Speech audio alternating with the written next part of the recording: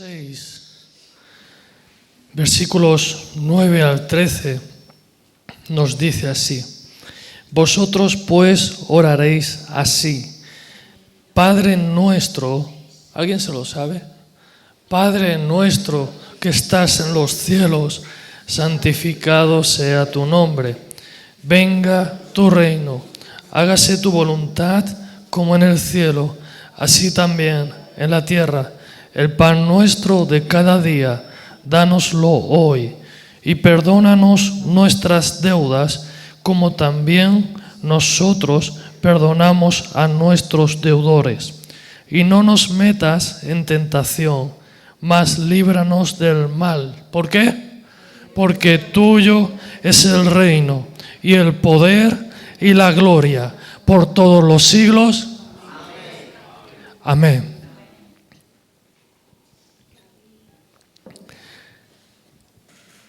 Hoy terminamos con la serie de las enseñanzas del Padre Nuestro y estamos en esta parte porque tuyo es el reino, el poder y la gloria por todos los siglos. Amén.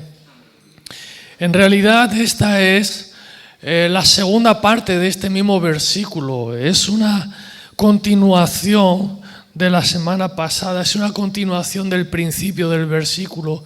Y no nos metas en tentación, mas líbranos del mal. Punto y coma. El punto y coma quiere decir de que lo que viene a continuación, ahí podíamos haber terminado y punto, pero lo que viene a continuación es sobre lo mismo. Es sobre lo mismo. Así que dice, vamos a estar un poquito en el contexto. No nos metas en tentación, mas líbranos del mal. Y ahora dice el por qué le pedimos a Dios que no nos meta en tentación y nos libre del mal. Y nos da 3 declaraciones. La primera declaración es que tuyo es el reino. Cuando estamos hablando de reino, estamos hablando de gobierno. Diga conmigo, reino igual a gobierno. En todo reino hay un rey y el rey gobierna sobre el reino. Puede ser un rey sobre una nación, puede ser un rey sobre una ciudad. Por ejemplo, en la antigüedad, en la Edad Media, habían ciudades que eran su propio reino. No era toda la tierra, por ejemplo, de la península ibérica. A lo mejor estaba el reino de Castilla, el reino de Murcia, el reino de Valencia, y habían reinos. Y habían ciudades en sí mismos que eran ciudad-reino. La ciudad de al lado tenía su propio rey. Eso lo podemos ver en la historia. Así que cuando dice tuyo es el reino, está declarando de que en el reino donde estamos hay un rey y eres tú. Y como tú eres el rey, quiero también matizar esto y dejarlo claro y en contexto de que nosotros ahora en la península ibérica, en España precisamente, tenemos un rey, pero en realidad el rey no gobierna. Es un reino, es un rey que junto con el Parlamento, junto con el Senado, junto con los políticos. Pero aquí está hablando de en la antigüedad cuando eran reinos absolutos. El rey era un rey absoluto, absolutista. Él era el que mandaba y ordenaba y todos los demás, gracias, obedecían. El rey, dice la Escritura, dice que la ira del rey es mensajero de muerte. Porque si alguien hacía enfadar al rey, pues ya sabía lo que le esperaba. ¿Sí? Ahora dice que la alegría del rey, ahí estaba su generosidad, estaba su misericordia, en la alegría del rey. Por eso cuando en la antigüedad vemos en la Escritura que se presentaban delante del rey, la reina Esther misma dice, delante del rey Nabucodonosor, el rey Asuero, creo que era el rey Asuero. un rey en Babilonia le dice la reina, yo no puedo presentarme delante del rey así porque sí.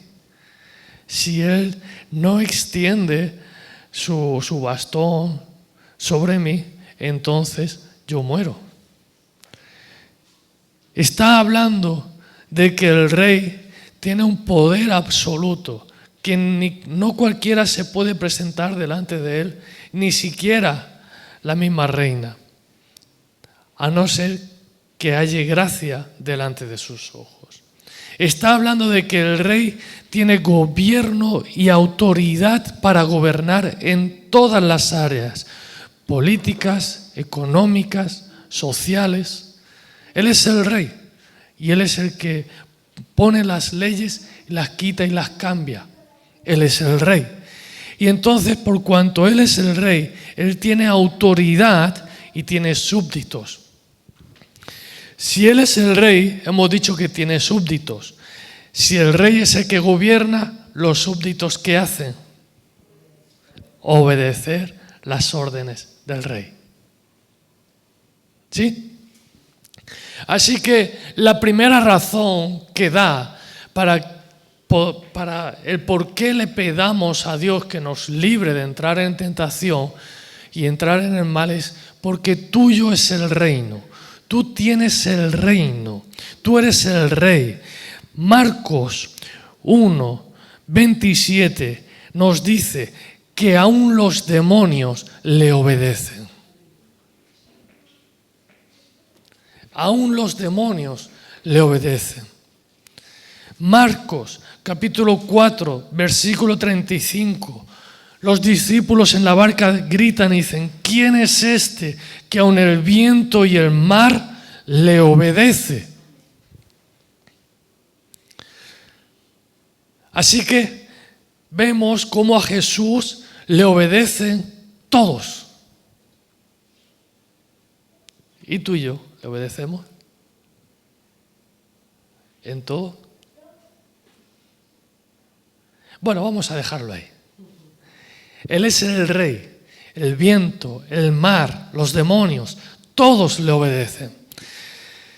En Juan capítulo 18, versículo 33 al 37, Jesús está teniendo una conversación con un personaje histórico, no un personaje como entendemos aquí de personaje de vaya personaje, sino un personaje histórico.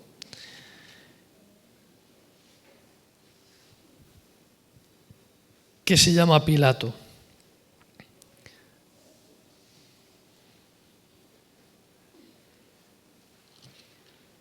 Y le dice así.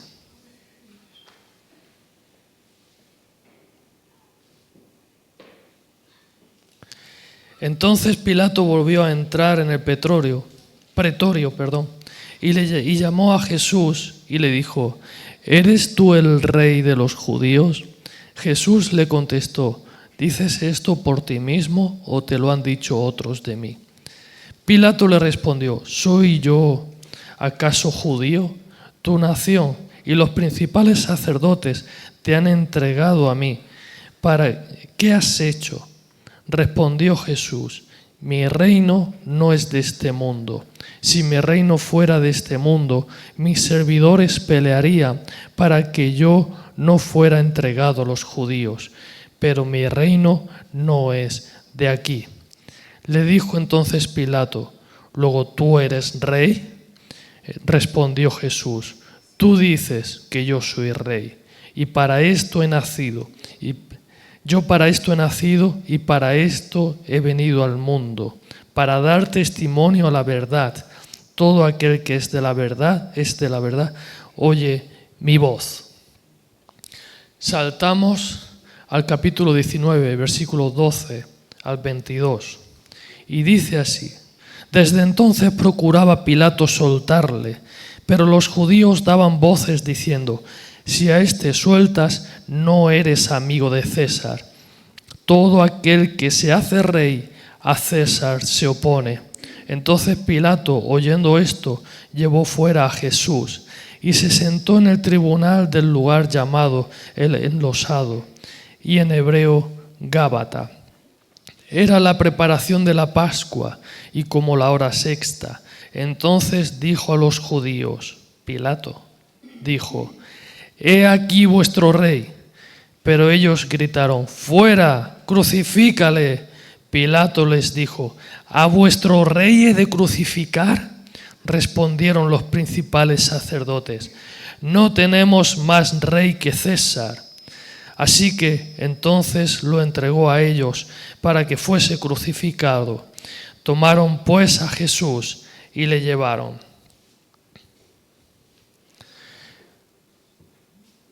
Y él, cargando su cruz, salió al lugar llamado de la calavera, en hebreo Gólgota, y allí le crucificaron, y con él a otros dos, el uno a un lado y Jesús, uno a cada lado y Jesús en medio.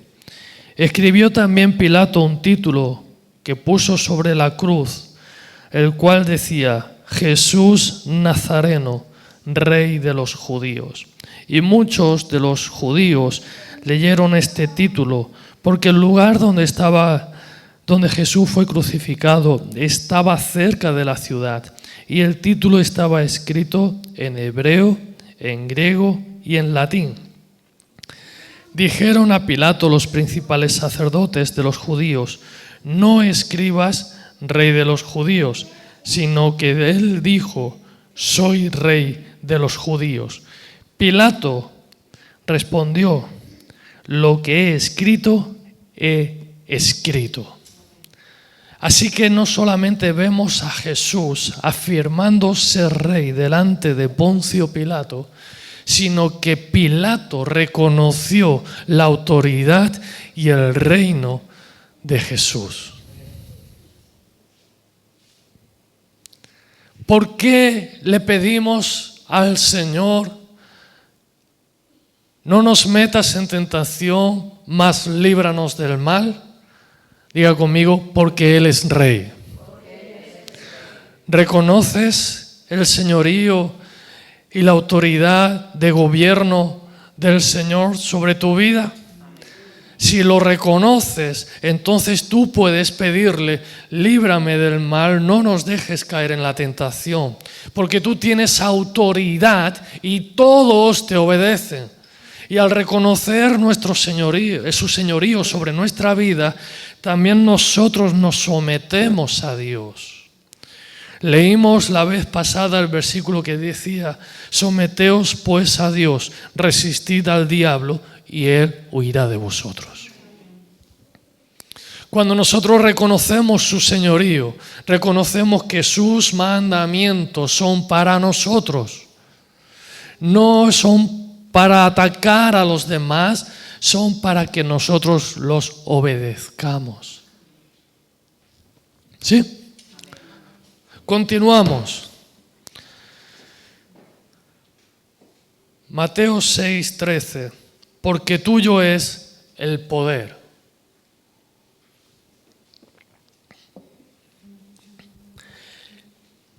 En esa declaración estamos reconociendo que Él es la fuente de poder. El poder emana de Él y nada lo puede detener. Lo repito. En esta declaración nosotros estamos declarando y confirmando de que Él es la fuente de poder y el poder emana de Él y nada lo puede detener. Génesis 1:3 dice, y dijo Dios, hágase la luz. A 300.000 kilómetros por segundo salió la luz de la boca de Dios. Para que nos hagamos un ejemplo, eso es como ir y venir 150.000 veces desde Alicante a Galicia. Ida y vuelta, en un segundo. Así de potente salió la luz de la boca de Dios. Hágase la luz. ¡Puf! Cuente un segundo conmigo.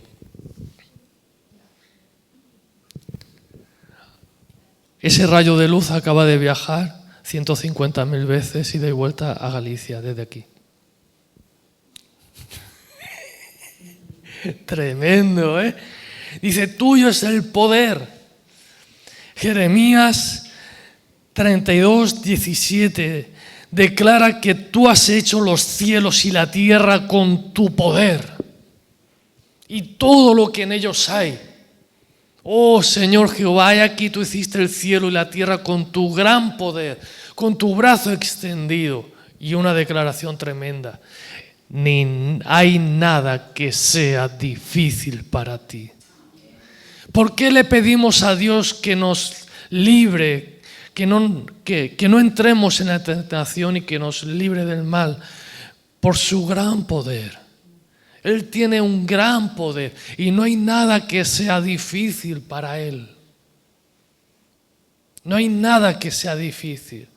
Para nosotros, cuando estamos en tentación, hay cosas que son difíciles. Para Él no.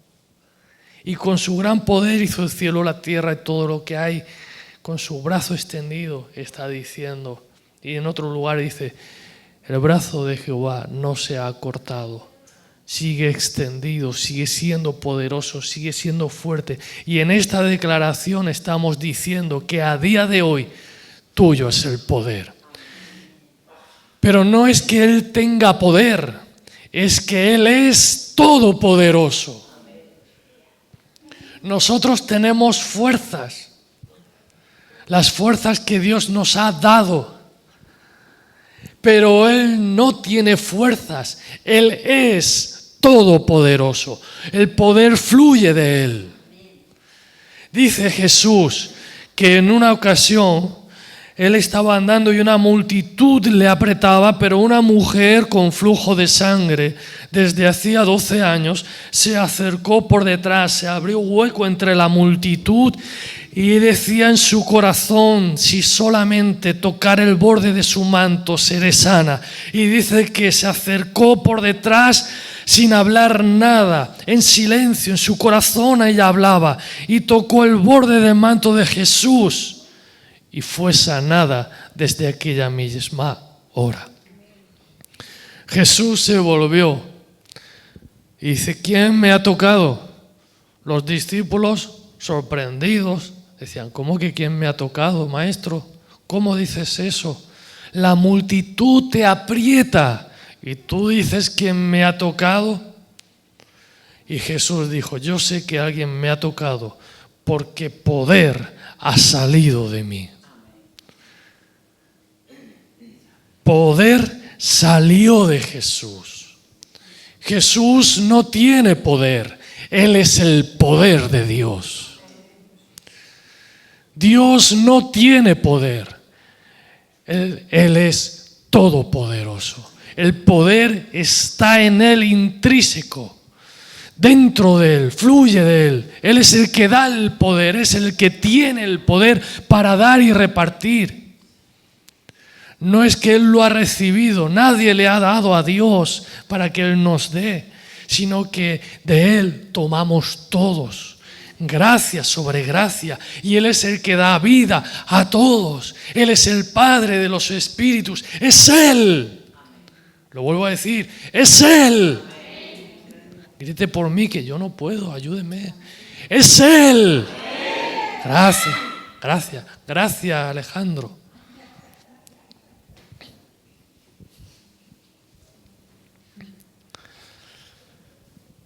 Tercera cosa.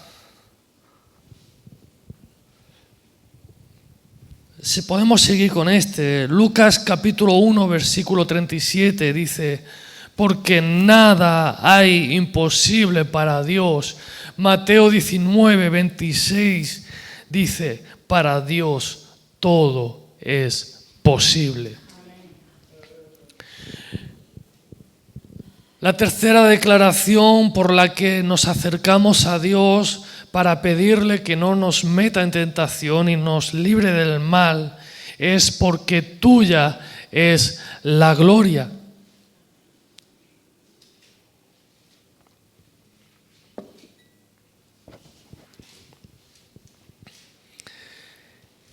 Aquí estamos declarando que no hay nadie ni nada por encima de Él.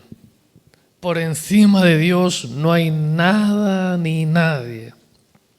Ahora, cuando hablamos de gloria, tenemos que entender cuál es el significado de la gloria. ¿Qué significa la palabra gloria? Alguien podría decir, es un nombre de mujer. Sí, también se usa como nombre de mujer, pero su origen no es un nombre de mujer. Gloria, sonríe, Jesús te ama. ¿Por qué es tan serio? No voy a pasar el cepillo después. Gloria. Diga conmigo, gloria. Gracias. Según la Real Academia Española, dice que es reputación, fama, honor extraordinarios que resultan de las buenas acciones y grandes cualidades de una persona. Majestad, bondad, poder, honorabilidad, cualidades. ¿Qué cualidades tiene Dios? Él es majestuoso, glorioso, Él es poderoso, Él es santo, Él es sublime, Él es alto, Él es grande, misericordioso, ¿ok? Y todo eso está hablando de su gloria. Moisés le dijo en una ocasión a Dios, en la intimidad, en comunión con Él, le dijo, Señor, muéstrame tu gloria. Y Dios le dijo a Moisés, no hay hombre que pueda ver a Dios y vivirá. Pero vamos a hacer una cosa. Te vas a meter en una hendidura en la peña y yo pasaré. Cuando yo pase, pondré mi mano sobre ti para que no veas mi rostro, porque si no, no vas a vivir. Y cuando ya haya pasado yo, entonces verás mis espaldas. Así que hicieron eso, Dios y Moisés. Y cuando pasó y quitó la mano, mientras veía las espaldas, Dios dijo, misericordioso, grande misericordia, lento para la ira. Dios grande.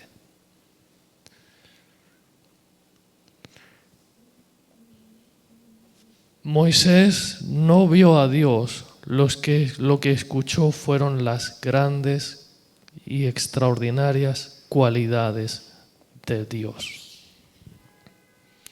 Así que las grandes cualidades y extraordinarias que Dios tiene son su gloria. ¿Cuál es la gloria del esposo? La gloria del esposo es su esposa. Si su esposa es bonita, agraciada, si su esposa es linda, si su esposa es amable, simpática, si su esposa es servicial, si su esposa es honorable, verdadera, esa es la gloria del esposo. Tener una mujer que no solamente que sea una figura esbelta, sino que también tenga un corazón hermoso. Esa es la gloria del hombre. ¿Cuál es la gloria de Jesús? La gloria de Jesús es su amada iglesia, limpia, pura, sin mancha, sin arruga, preparada y encendida en fuego y pasión, esperándolo a Él. Esa es la gloria. La gloria de Jesús es cuando Él pueda levantar su iglesia y mostrarle a todo el mundo, mirad, la que vosotros desechasteis. Esta es mi amada. Pero a más de esto, cuando estamos hablando de la gloria de Dios, estamos hablando de la luz, la belleza, el resplandor que emana de Él y de su majestad. Cuando estamos hablando de la gloria de Dios, estamos hablando de todas sus buenas y extraordinarias cualidades que Él tiene en sí mismo, porque Dios es bueno, porque Dios es amor, porque Dios es misericordioso, porque Dios es grande y poderoso en batalla, porque Dios es extraordinario, porque no hay nada difícil para Él. Pero a más de esto, su belleza, su esplendor, su luz, que emana de Él con majestad. Dice así, Apocalipsis, capítulo 21.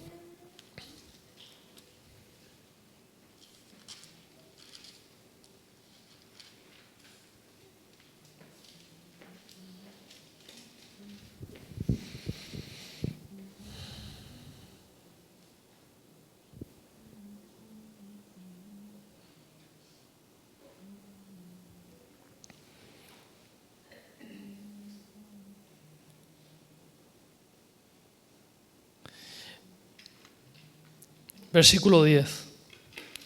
Y me llevó en el espíritu a un monte grande y alto, y me mostró la ciudad santa de Jerusalén, que descendía del cielo de Dios, teniendo la gloria de Dios, y su fulgor era semejante a una piedra preciosísima, como piedra de jaspe, diáfana como el cristal. Tenía un muro grande y alto con 12 puertas, y en las 12 puertas 12 ángeles y nombres inscritos, que son los de las 12 tribus de Israel. Gracias, de los hijos de Israel. Versículo 22. Y no vi en ella templo, porque el Señor, Dios Todopoderoso, es el templo de ella, y el Cordero. Y la ciudad no tiene necesidad de sol ni de luna que brillen en ella, porque la gloria de Dios ilumina y el Cordero es su lumbrera.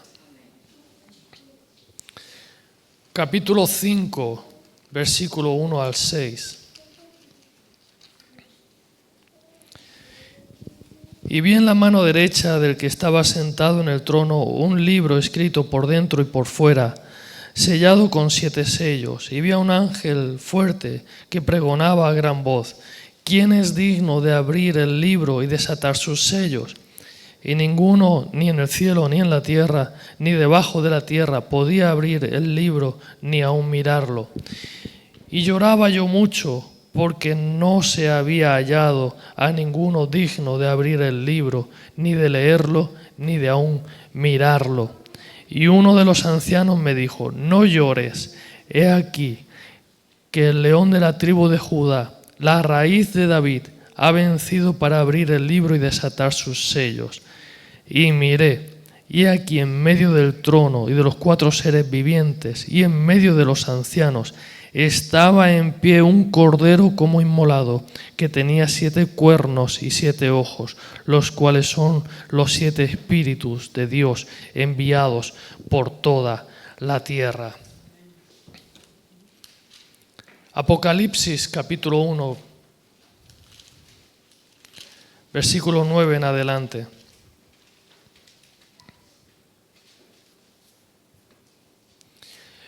Hay un texto en el que uno de los apóstoles dice: ni aun a Cristo conocemos según la carne. Si lo conocimos, ya no lo conocemos así. Y aquí Juan nos dice el porqué. Capítulo 1, versículo 9 en adelante. Dice Juan: yo, Juan, vuestro hermano y copartícipe vuestro en la tribulación, en el reino y en la paciencia de Jesucristo, estaba en la isla llamada Patmos por causa de la palabra de Dios y el testimonio de Jesucristo.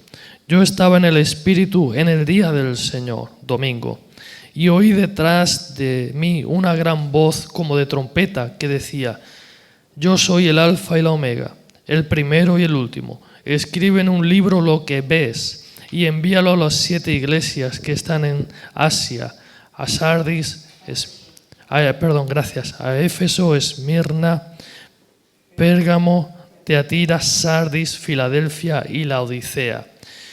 Y me volví para ver la voz que hablaba conmigo, y vuelto vi 7 candeleros de oro, y en medio de los 7 candeleros a uno semejante al Hijo del Hombre, uno semejante a Jesús. Y dice, vestido de una ropa que llegaba hasta los pies y ceñido por el pecho con un cinto de oro. Su cabeza y sus cabellos eran blancos, como blanca lana, como nieve, sus ojos como llama de fuego, y sus pies semejantes al bronce bruñido, refulgente como en un horno, y su voz como estruendo de muchas aguas. Tenía en su diestra 7 estrellas, y de su boca salía una espada aguda de 2 filos, y su rostro era como el sol cuando resplandece en su fuerza. Así es Jesús. Así es Jesús. Jesús resucitó con un cuerpo glorificado. Y cuando ascendió, el Padre le dio la gloria que tenía antes de haber descendido. Así que, en conclusión, cuando nosotros estamos diciendo, porque tuyo es el reino y el poder y la gloria por todos los siglos, estamos diciendo, porque tuya es la autoridad y tuyo es el poder, tú tienes el poder y las cualidades para salvarnos y librarnos de toda tentación. Porque tuyo es el poder para salvar. Porque tuyo es el reino, tú tienes la autoridad para poner freno al diablo. Y tú tienes autoridad y tú tienes poder para rescatarme. Y porque tuya es la gloria y tú tienes las cualidades extraordinarias que no tiene nadie para poder rescatarme a mí aún del hoyo. Así que, Señor, no nos metas en tentación, mas líbranos del mal, porque tú puedes hacerlo. Amén. Y dice que todo eso, dice, es tuyo por los siglos, por todos los siglos. Amén. Está diciendo, no tiene fin. No se acaba, no se lo agota. A Dios no se lo agota a nadie. A Dios no se le acaba el poder. Nosotros a veces después del trabajo, después del día, se nos acaban las fuerzas. Y tenemos que reponer fuerzas. A nosotros a veces, a lo mejor un día estamos más guapos y otro día pues, menos guapos. Generalmente, cuando nos levantamos en la mañana, estamos menos guapos. Por eso luego vamos a ponernos guapos. Nos afeitamos, nos peinamos, nos vestimos, nos arreglamos y nos ponemos guapos. A Dios no se le acaba la hermosura, a Dios no se le acaba el brillo, a Dios no se le acaba el esplendor, a Él no se le acaba, emana de Él. Y suya es la autoridad, el reino. Aun los demonios le obedecen. ¿Quién es este? Para siempre. Por siempre, el reino de nuestro Dios no tiene fin, es para siempre. Diga conmigo, el reino de nuestro Dios es para siempre, no tiene fin. Amén. Amén. Amén. Amén, Alejandro, amén. Esta palabra es muy importante. Amén. Amén significa así sea. Así que vamos al diccionario de nuestro idioma y nos dice así. Amén significa manifiesta el consentimiento aceptación o asentimiento. Es decir, cuando alguien hace así, está asintiendo. ¿Ok? O un vivo deseo de que tenga efecto lo que se dice.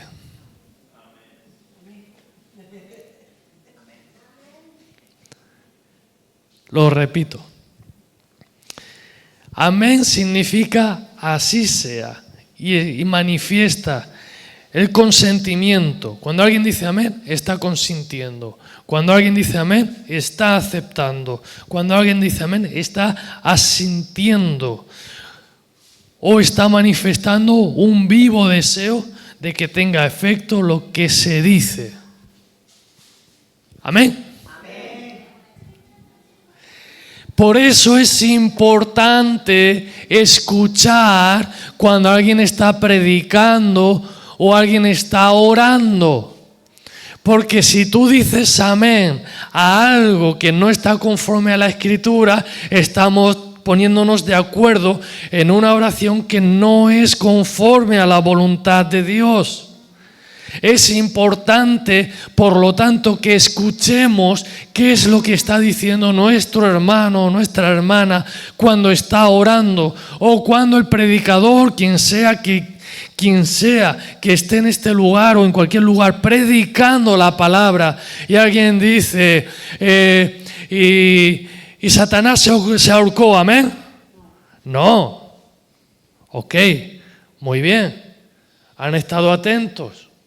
Esto era una prueba, era un ejercicio. Hay que estar atentos, porque cuando decimos amén, estamos diciendo así sea. Y hoy yo voy a recibir 1.000 euros, ¿amén? Gracias. ¿Estás sintiendo? Y la hermana Yesenia hoy me va a dar una super tarta, ¿amén?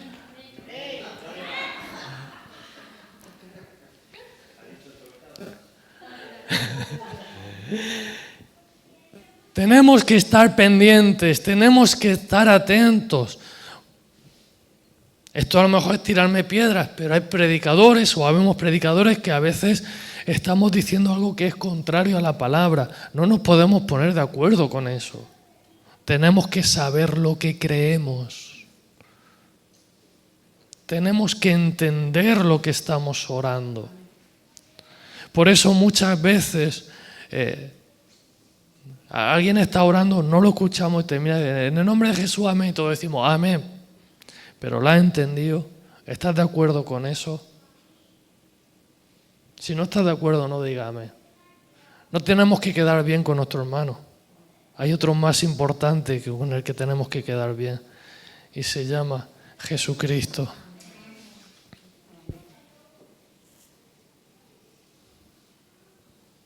Si se molesta, no te preocupes, luego se lo explica al hermano. Mira, es que has dicho esto, has dicho lo otro, así. La palabra dice lo otro, dice aquello, dice lo demás allá. ¿Sí? ¿Alguien está de acuerdo?